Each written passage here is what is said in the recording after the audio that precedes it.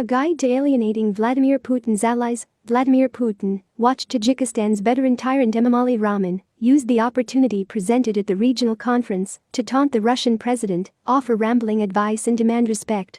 Huddled, overwhelmed, and a little annoyed, I listened in silence. Tajikistan is not just an ally.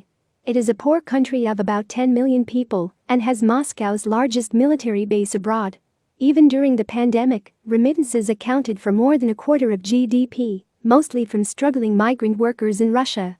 In late June, when Putin needed a safe destination for international travel after the invasion, he launched Rahman, quickly declaring he was on friendly soil. This awkward chatty monologue, which last Friday lasted over 7 minutes, has racked up more than 8 million views on YouTube since it hit the weekend.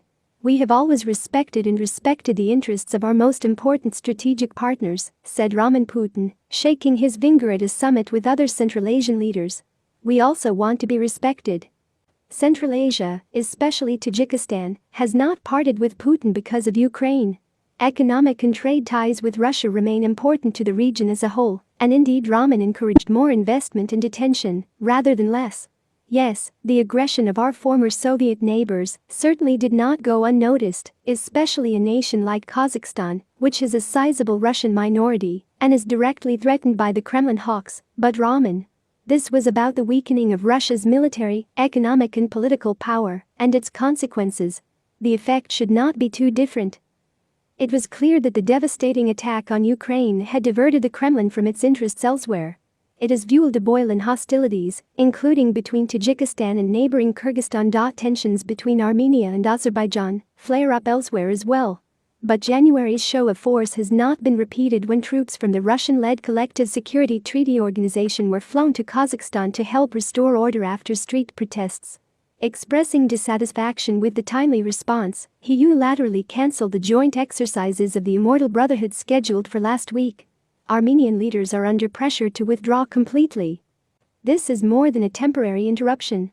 Long clinging to its status as a great power, Moscow is losing its appeal forever. Central Asia will remain connected to Russia by fundamentals such as trade and pipelines, and that will not change overnight.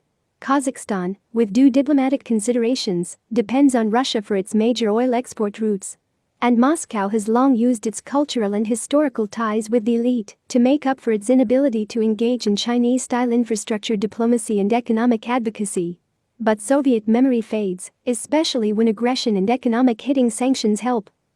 Of course, it doesn't help that the Russian military in Ukraine has suffered serious reputational damage, while at the same time calling into question its credibility as a local police officer. Due to Moscow's incompetence and its carelessness on the battlefield, the CSTO alliance was no match for the Warsaw Pact that Russia wanted. And that is before considering the impact of Russia's bumbling mobilization campaign on the region.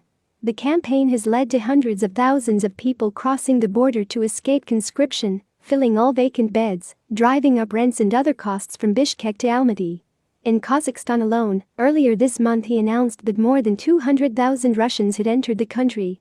To make matters worse, Russian recruiters have been trolling immigrants from Central Asia to try to replenish military positions, promising generous salaries and citizenship. He can become a citizen of Russia after only 1 year of service. It also resorts to deportation threats and widespread deception. Several Central Asian countries, including Kazakhstan and Uzbekistan, have warned their citizens that they risk imprisonment if they take part in the fighting. It's important to note that Rahman isn't the only one rebelling. Kazakh leader Kassym-Jomart Tokayev, who sat next to Putin at a flagship event in St. Petersburg in June, said he did not recognize the self-proclaimed Donetsk and Luhansk People's Republics in eastern Ukraine.